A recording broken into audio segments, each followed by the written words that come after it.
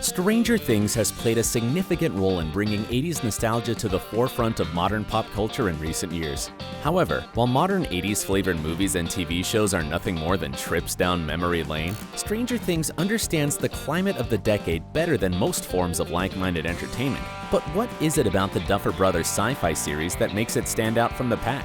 How does the show employ nostalgia and use Coca-Cola references to comment on the 80s recession? What does Dustin adopting a pet monster tell us about his upbringing?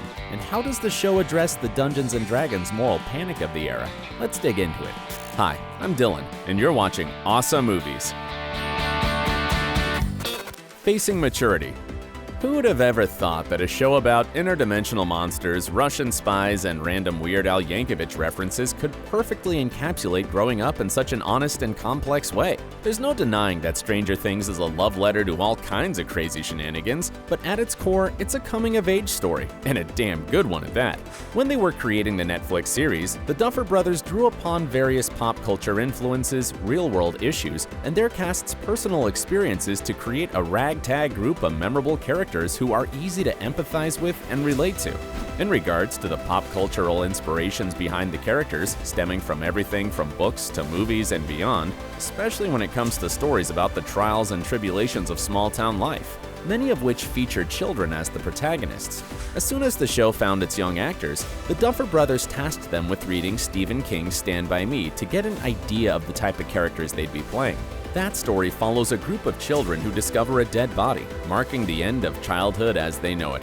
On top of that, it also deals with some weighty adult themes such as abuse, dysfunctional families, and death. What makes the story brilliant is the way in which it addresses them through the eyes of the children themselves. It's a coming-of-age story about the end of childhood innocence, but it also presents its young characters in an honest light and celebrates their friendship. Stranger Things is a masterful portrayal of friendship among young people. Whether they're duking it out with supernatural creatures or just hanging out playing board games, you just know that these characters have a close-knit bond. It might be the more fitting comparison to Stranger Things, however, as the children in both works deal with these aforementioned real-life issues while contending with supernatural threats. Much like the King books that inspired its creation, the Duffer Brothers series is interested in the theme of the collective child protagonist, which is used in stories where kids are forced to be self-reliant when faced with challenging, and often violent, circumstances. There's no denying that putting kids into stories of this nature is an effective storytelling device, as it automatically means that the stakes are high. No one wants to see youngsters get hurt. However, these tales are also concerned with the social issues of their time period and the effects they have on children. Of course, if you want to get answers to these meaty questions effectively, you need a show that understands kids and everything they go through. What makes these misfits unique, and why do we care about them so much? Being an outsider is cool. Stranger Things youngsters come up against monsters and other extravagant threats, sure, but they're also the products of broken homes and a socio-economic climate that's even more flawed. Forcing the kids to enter the Upside Down and fight with Demogorgons merely enhances this idea of self-determination that every young person goes through to some extent, especially those who don't have the most perfect upbringings. The show is built around broken family relationships and social concerns, but the kids find solace in their friendship with each other, which also allows the show to explore the fun side of being a kid. Adding to the sense of authenticity is the Duffer Brothers' willingness to let their young actors bring their own ideas to the table. Let's look at Millie Bobbie Brown as an example. The actress who plays Eleven knows her character better than anyone, and she incorporates that perspective into her performance. Millie has these incredible instincts. I don't know where they come from, but let's just let this happen and stay out of her way. Millie Bobbie Brown's performance throughout the series is also a showcase of emotional storytelling at its finest. She didn't even have many lines in season 1, yet we knew what she was thinking and feeling throughout. The creators have also embraced the actor's individual quirks to great effect with their portrayal of Dustin, the show's beloved hat-wearing geek. Actor Gaten Matarazzo was born with cleidocranial dysplasia, a condition that affects his bones and teeth. Instead of shying away from Gaten's condition, the Duffer Brothers made it part of his character and fully embraced him for being who he is. It cannot be overstated how important that is either. According to Gaten, he's inspired others with the disability to realize that they're just as much fun as these so-called regular kids. When they wrote it into the show, I started getting a lot of messages and emails online from people who have the condition, saying that it really helps them come out of their shells a little bit. In fact, it was important for the creators that they cast kids who were unabashedly themselves, simply because they wanted a group of protagonists who felt as unique as individuals. It also doesn't hurt that they're all fundamentally decent human beings who are easy to root for. That's because they're so accepting of others and try to find the good in everyone. Finding empathy. Every child functions as part of the group, but they're also given personal motivations that make them feel more believable, strong, and extremely freaking likable. For example, Mike welcomes Eleven into the group because he sees her as an outsider in need of friendship. This is something Mike and the fellas can relate to. They're also outcasts who aren't understood by their classmates, parents, and everyone else around them. Plus, it doesn't hurt that the girl has superpowers, which is just the coolest thing in the world. In Season 2, meanwhile, Dustin acts quite stupidly when he adopts Dart as a pet. But it's because he thinks he's discovered a new species and finds the creature fascinating. You see, Dustin is the type of kid who's open to seeing the good in everything, sometimes to a fault. When he discovers the creature, he sees it as an opportunity to protect something and make it grow into something good. This probably stems from the fact that he was raised by his mom and didn't have a strict father like some of the other kids in Hawkins. He's quite naive, but the fact he's so compassionate makes it really hard not to love the boy. Kids aren't perfect. They do dumb things too. But everyone knows a kid like Dustin, and who can dislike a guy who has such a good heart? At its core, Stranger Things is about taking bad situations and finding a way to turn them into positives. But in order to find the light at the end of the tunnel, you need to wade through darkness and fight the monsters that dwell in the shadows first. And I ain't talking about the Shadow Man here. Dealing with trauma. Unlike the protagonists in all of those goofy Nickelodeon shows, Stranger Things doesn't treat the kids as clueless. Maybe that's because Stranger Things is technically aimed at a more mature audience than your average grade schooler, but there's a reason why younger viewers are drawn to the Netflix series too. One flick through the Disney Channel brings up a selection of series that present a sugar-coated and super safe depiction of what it's like to be a teenager. There's definitely nothing wrong with that type of lighthearted entertainment, but Stranger Things is a refreshing teen show because it doesn't shy away from more complex subject matter. From Will being taken to the Upside Down to Eleven being abused at the hands of Dr. Brenner, the story has put these young characters through the emotional ringer and then some. These events have consequences too, as Eleven and Will aren't the same again afterwards. Stranger Things can even be interpreted as an allegory about surviving and overcoming childhood trauma. Eleven and Will are permanently connected to the Upside Down due to their brushes with it early on. And while they survive, the memories never truly leave them.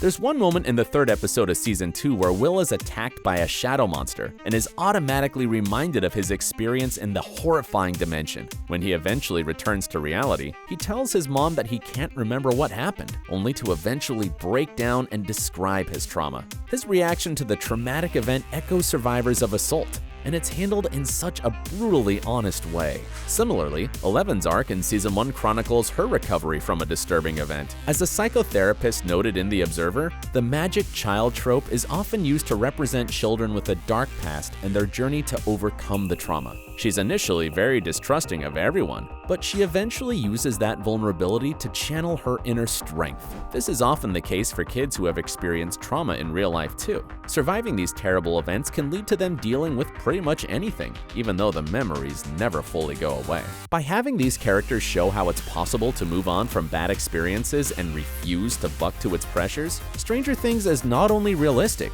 it's quite hopeful. Not every tragedy has led to the youngsters moving on with their lives though. Do you remember Barb? Of course you do. You probably supported the hashtag Justice for Barb trend that followed in the wake of her death. In the grand scheme of things, Barb is a bit-part character who wasn't supposed to be a big deal. But people empathized with her because they have a friend like Barb or relate to her personally. If that's not a testament to Stranger Things' ability to create relatable characters, I don't know what is. But hey, old people watch Stranger Things as well, and they also need characters that they can identify with. Some of the most interesting elements of the show examine how the parents also have to overcome obstacles and how that can affect their young ones. Examining broken families.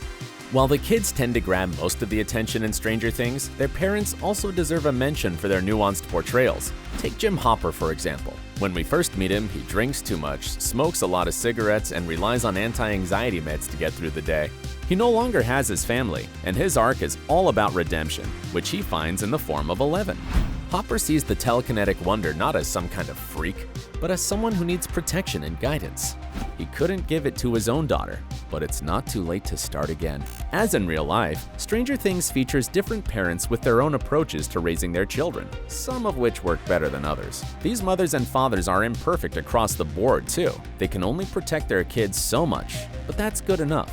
For example, Joyce can be described as overprotective to a fault, but there's no denying that she'd go to the ends of the world for her loved ones. And considering that she entered the Upside Down to find Will, that description is literal. A report from Psychology Today highlighted how Stranger Things is interested in the idea of the good enough parent, which essentially acknowledges that parents can be heavily flawed and still care for their offspring. Once again, it's another example of the true-to-life characterization that makes Stranger Things more than just another sci-fi caper about monsters, mad scientists, and conspiracy theories. Speaking of conspiracy theories, Stranger Things addresses the big issues of the 80s. Did you know that everyone who played Dungeons & Dragons in the 1980s was a devil-worshipping problem child? At least that's what some conspiracy theorists and religious types wanted people to think. Following the tragic deaths of students James Dallas Egbert III and Lee Pulling, moral panic ensued because they had one thing in common: a love of D&D. Instead of acknowledging that factors such as mental health and substance abuse existed, the fantasy role-playing game was blamed for the incidents, and a piece of entertainment got blamed for all of society's problems. John Quigley, a prominent religious figure, even described the game as, and I quote, "an occult tool that opens up young people to influence or possession by demons." I don't know which version of the game he was playing, but the only things that I've been possessed by while playing D&D is a feeling of joy. Needless to say, some people were hysterical about D&D though. Bear in mind that this was during the Satanic Panic era, which saw people freaking out over satanic cults and witches and nurseries. More on that later. That said, at least Stranger Things doesn't embrace the 80s D&D hysteria. In this world, it's just a game. When Will vanishes in Season 1, it's after playing some D&D, but no one in the town accuses the RPG of playing a part in his demise. Stranger Things is firmly rooted in 80s culture. But the citizens of Hawkins are thankfully more sensible than John Quigley and others who believe D&D was a supernatural tool that converted players to the ways of Lucifer. Of course, some actual conspiracy theories from the era informed the show's storytelling in a significant way. Before it was called Stranger Things, the show had the working title of Montauk, which is a reference to an alleged government-run project that performed psychological experiments on human test subjects in 1983. Some of these subjects also came forward, claiming that the psychological experiments involved space, time, and other dimensions. Those are some high-concept ideas right there. Therefore, it's understandable why these bizarre accounts appealed to sci-fi storytellers like the Duffer Brothers when they were developing their future hit Netflix series. The show was originally supposed to take place in New York, where the reported real-life conspiracy happened. However, the Duffers eventually changed the location and the story to create the series we know and love today. That being said, 11 being used to open the portal to the Upside Down is a fun nod to the Montauk Project, and the scary dimension isn't all that different from some of the stories told by the Montauk subjects. Stranger Things could also tackle the aforementioned satanic panic craze in Season 4. A segment in the final episode of Part 3 features a newscast in which Satanism is blamed for the Starcourt Mall disaster, as well as a major character's possible death. That's a strong hint that we'll see the hysteria manifest in Hawkins. Plus, it makes sense. Satanic panic was everywhere in the 80s, and it caused everything from heavy metal to horror movies to come under fire. Season 4 will also feature a metalhead character who runs the Hellfire Club, which is a D&D spot. He's definitely gonna get accused of being a smelly occultist. Of course, considering that Stranger Things defended D&D in the past, it's probably that Season 4 will poke fun at the moral panic. Plus, we already know that there are worse things in Hawkins than the devil. That said, Stranger Things' fascination with these corners of 80s history is part of the show's charm. It also makes the horrors that take place feel somewhat grounded, as they can be connected to alleged historical horrors that some people genuinely believe in. Then again, Stranger Things merely uses the past as a backdrop to tell a unique and interesting story, which brings us to meaningful nostalgia. From the very first episode of Stranger Things, you're transported into a world full of nostalgia. The scenes just ooze of that retro goodness, and they tend to be littered with Easter eggs and homages to the pop culture of the 1980s. Now, I know that some of you are probably sick of seeing the 80s all over your screen in the 21st century. Some of you might even blame Stranger Things with pop culture's unhealthy obsession with the era. And let's face it, some of these obsessive homages are pretty threadbare in terms of story and themes. Everyone loves Steven Spielberg, but Ready Player One was criticized by some folks for being a relentless montage of references to the 80s that was scientifically geared to appeal to nostalgia rather than tell a good story.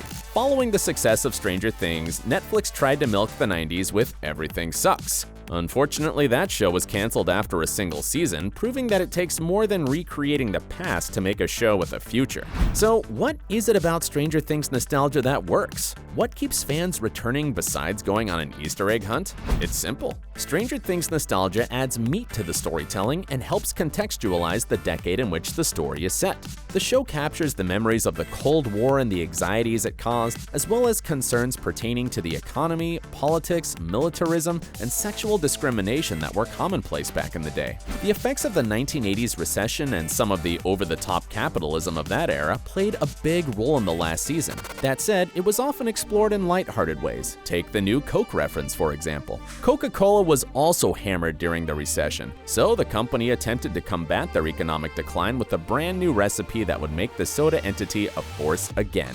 New Coke was subsequently introduced, and people absolutely hated it. Outrage happened, and the company eventually went back to the OG flavor. Season 3 of Stranger Things might only have included a small cameo from the unpopular drink, but it served as a reminder that America was undergoing a transition period at the time, which is one of the story's main themes. Naturally, the recession impacted those living in working-class small towns like Hawkins. These were dark days, and the supernatural elements of Stranger Things can be read as an allegory for some of the real-world threats faced at the time. Maybe that's why the show is so reminiscent of the works of Stephen King, whose novels were also just as concerned with the dark heart of small-town America, and a couple of them even featured kids at the front and center. While his stories tend to venture into supernatural terrains, they don't overlook the real by any means. That's Stranger Things in a nutshell. Hawkins is a town lifted straight out of a King novel, and while the Duffer Brothers clearly wanted to pay tribute to the author, they also seemed interested in tapping into the dark heart of Americana life. There's no denying that Stranger Things loves to pack every episode with references to iconic movies for the fun of it. However,